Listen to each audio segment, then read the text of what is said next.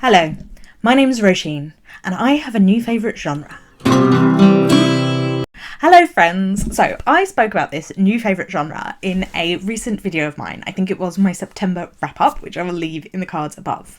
And this new favourite genre is that I love books set in remote places, particularly islands where it's cold and there aren't that many people. I love the sense of being trapped, like you can't go anywhere else. I love the small cast of characters and the feeling that everybody knows everyone and everybody's watching everyone. I love the tension that that can bring to a book. I also love pathetic fallacy and when the weather is part of the plot or part of the feeling of tension and pressure that's coming in. And I love the constraint that being on an island provides. So I thought that I would recommend for you 10 of my favourite books set in isolated places, and then I could get from you in the comments your favourite books set in isolated places. So I've got lots of recommendations for this newfound favourite genre. Not all of the books that I'm going to talk about are set on islands because I haven't read enough books set on islands, so I would love some more recommendations, particularly cold islands. There's something about being cold that I think just adds to the atmosphere. These books that I'm recommending span genres. We've got historical fiction, fantasy, science fiction, horror even, so there's a big range of genres. It's not the big overarching genre that matters, it's this specific this overly specific book recommendations. The first book that I'm going to talk about is one of the books that made me realise that this is my new favourite genre, and that is The Mercies by Kiran, Millwood, Hargrave. So I read this book in September and I fell deeply in love. It is the story of an island called Vargo, where one night there is a massive storm and most of the men from the island die. And then these women have to learn to fend for themselves living in northern Norway on an island where they are in complete isolation, and it is dark for 24 hours in the winter and light for 24 hours in the summer.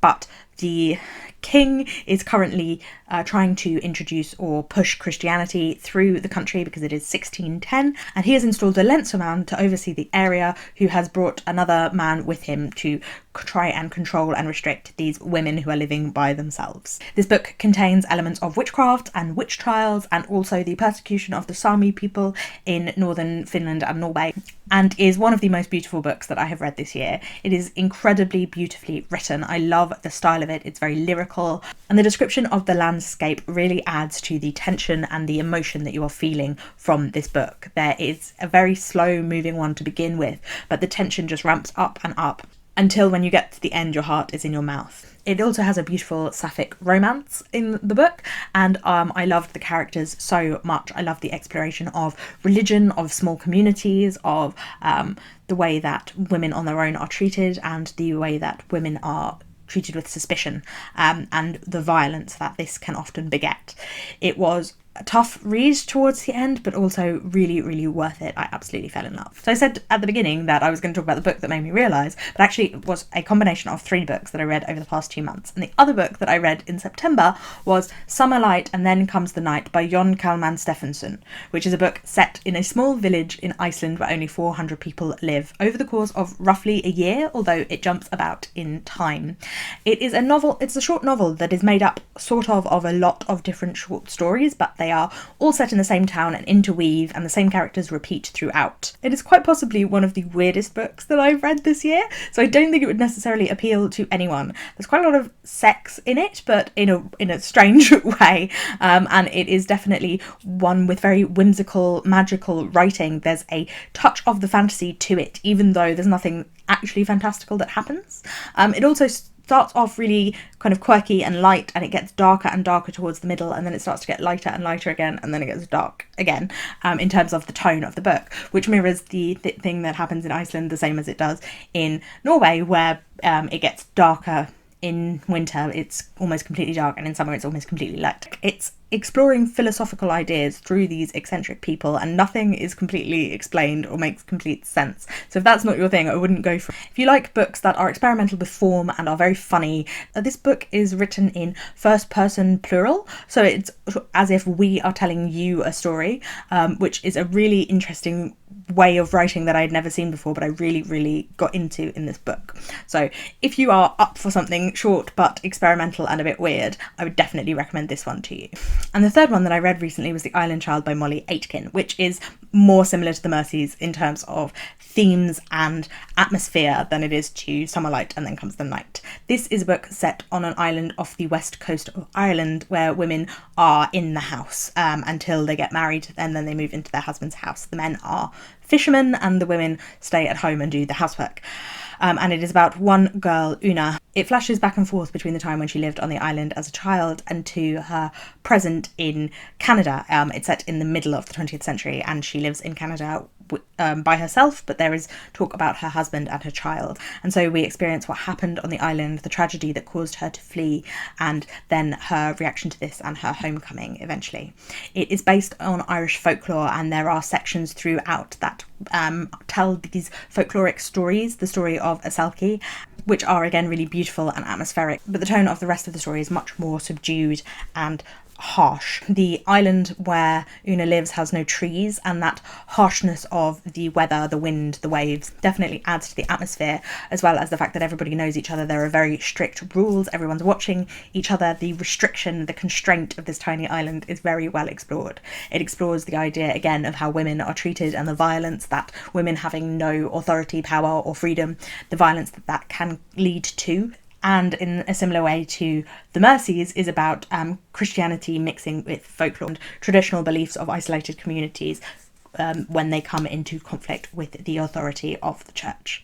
The next one I would recommend to some people, even though I didn't absolutely adore it, but I did love the setting, which is why I'm including it in this recommendations video, and that is Wilder Girls by Rory Power. If you read YA or you love sort of light horror, then I would recommend this for you. The writing was definitely beautiful. The book is set in an all-girls school on an island in the Pacific Northwest, I believe, although it could be New England, but it is a northern sea part of the US. And this girls' school has been shut down because there is a tox, an illness that is affecting the girls, the teachers and the island. Everything is becoming more wild and, I was going to say bestial, but it's more like floral, but in a very sinister way. So there are girls who have scales on their hands, there are girls who have vines growing behind their eyeballs, there are bears that are full of vines and thorns and snarls. It is a book where nature has turned sinister, and it is about this girls' school where the girls have been dying, the teachers have been dying, and kind of about their restriction and what goes wrong, and when they start to discover how and why they came to be on this island with three main girls. Again, there is a queer love story in this book. Apparently that's what I love on islands, is queer love stories on islands. What I really loved about this book was the beautiful writing and description of nature and what happened in the school. I loved the relationships between the main characters, and I loved the tension. I really like a small cast of characters who have to band together against some sort of external pressure, which I thought that this book did really well. It did get a little too fast-paced and predictable for me towards the end, but I think that's just YA in general is not my style for that reason. But in terms of the atmosphere and the island setting, I thought that this one was incredibly beautiful too. And next I want to recommend some sort of apocalyptic sci-fi, but in the most understated way, and that is Moon of the Crusted Snow by Waubgeshig Rice. This I read when I was reading sci-fi for a week, just like I read the previous one when I was reading horror for a week, and I will link those vlogs in the cards above. Moon of the Crusted Snow is about a Anishinaabe community in Canada. All of a sudden one day the electricity, the satellites, they all go out and they have no way of contacting the outside world or of heating their houses. And then people start to come from the south, from the towns, into their community. At first, a couple of sons of the town who were at university, but then they are followed by some white people. And they come to this community in order to try and profit off of their supplies and also their knowledge of the land and how to live in a more traditional, and how to live in the Canadian wilderness during such a difficult time. Although this is not set on an island, obviously it is set in the wilderness, and it is set in a small town in a very extreme situation. Northern Ontario, so there is a lot of snow over this winter, and these people are trapped by that and also by the fact that there is no electricity, so getting around is becoming more difficult and they want to stay in their tight-knit community. The tension, the threat of this book is really well done, and I really felt it. I also loved the dreams and the exploration of like prophecy that was a part of this book. I thought that they were so beautiful and raw and wild, and I really liked that about them. The bear and the wild animals. I like the way that it was talking about settler colonialism and the impacts of settler colonialism on Anishinaabe and other indigenous peoples. And overall, it is a very slow book where not a lot happens, but everything still feels like so tense. Another book that deals with settler colonialism, but this time in a historical fiction setting rather than in a science fiction setting, is The Secret River by Kate Grenville. This tells the story of a man who is deported from London to Australia because he commits a crime, and he ends up buying a small patch of land and trying to build his life there. There is a small community of other people who have also bought patches of land, as well as of Aboriginal people who for whom this is their ancestral home. Again, this book has an incredible sense of tension and also deals with the horrors that colonialists enacted on native people when they arrived. It is a difficult read, but I think really well done. It is, again, very slow paced, and the descriptions of landscape is incredibly beautiful. I think that although this one is my first one that is not set somewhere cold, it is the heat and the weather are just as oppressive and part of the story here and add to the tension. It is a high pressure weather situation, and it is a high pressure interpersonal situation. The psychology of the horrors committed by colonial people is really well explored, and the intersections of class and racism, as well as the damage done. But it is a time of history that I would also like to read from an Aboriginal perspective. So if you have any books to recommend that are written by an Aboriginal Australian writers, I would love to hear from you. Another book set on the other side of the world from where I live is The Luminaries by Eleanor Catton, which is set in the South Island of New Zealand during the gold rush. It's set in Hokitika.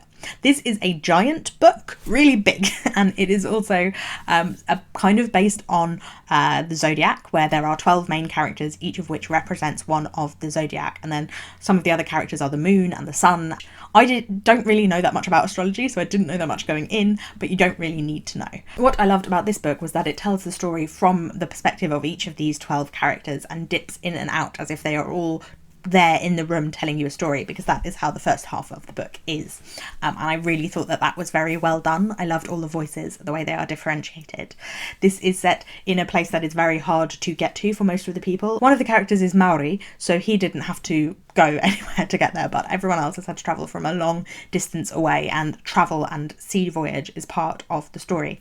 Hokitika is also on the coast, so there is a shipwreck that happens, and I loved that aspect of it, the storm, the shipwreck, the fact that everyone is from all over the world, and the interactions of this small town that isn't the same as other small towns. This is a cosmopolitan small town, which I thought was a really interesting juxtaposition.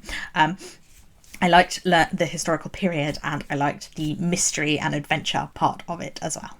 Another book set in a small town far away, but where everyone did grow up there, is The Bear and the Nightingale, which is by Catherine Arden and is set in northern Russia, most of it over the course of a winter.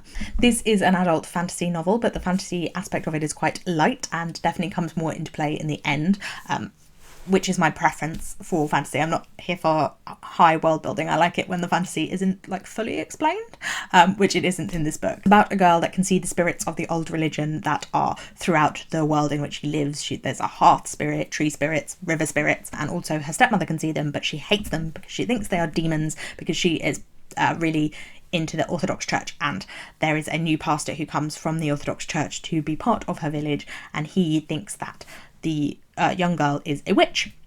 So clearly the other thing that I like when set in isolated places is witches and a juxtaposition of old and new religions. So if you've got any recommendations for them, I would love to hear them. But I love the atmosphere of this book. It is so beautifully atmospheric. It feels like a proper fairy tale folklore story. There is it begins with someone telling a story, and also this whole family sleep on top of the oven, so I guess like an Argus situation, but massive. And I thought that was just so magical seeming to me. Even though I'm sure people did live in that way in medieval Russia, it still feels like an extra element of storytelling. I felt that this story seemed like it had been told for years and years, like it was a properly old story, and I really love that about it. Another fantasy book that I would like to talk about is The Gracekeepers by Kirsty Logan. So this is set in a world where the sea levels have risen and there are tiny, tiny islands dotted about, but a lot of people live on the water. So this is an extreme example of being on an island. And it tells the story of one girl who lives on a travelling circus ship, and they each have their own little coracles on the edge of the ship. She is the girl who dances with a bear. And there is another girl who has webbed hands and feet and lives on this small, like, island raft situation where people come and bring their dead bodies, and she is a gracekeeper. She hosts funerals basically and lets these people go, and it is so ethereal, I think is the best way to describe it. It feels very magical and very light, but there is so much going on, so much darkness. It again has a queer love story, and I love the way that the world is described, this world of mostly water, and the suspicion with which people treat both the girl with the bear and the gracekeeper, who do eventually meet, but the tides of the world turn against them. It is so original and tugs on your heart, and I definitely found it an enchanting, beautiful read. And then the final book I'm going to talk to you about is set on an island, but is a lot cosier than the others, and that is the Guernsey Literary and Potato Peel Pie Society, which is set on Guernsey, which is an island in the Channel Islands, which is not very populated. And this is a book of historical fiction set just after the Second World War, in which a woman who writes for the Times has an assignment to write about reading during the war, and she discovers these people who live on Guernsey who had a book society, which was basically to hide from the Germans, who were the Nazi invasion of Guernsey during the Second World War. It is an epistolary novel told entirely in letters, which I found utterly charming, and I found all of the voices completely differentiated from each other. I love the cosy small town vibes that were here, but also there was still the feeling of being watched and the tension from the occupying soldiers when we were reading about the parts that had happened during the war. I really enjoy that small cast of characters feeling, and I think that this book did that so well with allowing each of the characters to write letters which fleshed out their stories and allowed us to hear from their voices. It is definitely a cosy Sunday afternoon kind of a read, which these others aren't necessarily in the same way, but it also definitely made me want to visit Guernsey, because the descriptions of the landscape and the weather and the sky are just so incredibly beautiful. So that is it. That is all top 10 of my books set in isolated places. Please let me know in the comments more, because it's all I want to read now is books set on islands or in small towns. I love the small cast of characters, particularly if you have any small cast of characters historical fiction about the clash between Christianity and old religion and belief in witches. That seems to be something that I very specifically really, really love. Also, let me know in the comments if there are any very specific genres that you love, because I would love to hear what they are, and maybe I'll be able to think of some recommendations for them. So thank you for watching. Please remember to give this video a thumbs up if you liked it, and to subscribe, because I put out new videos every Wednesday, Friday and Sunday, and so I will see you again soon. Bye bye!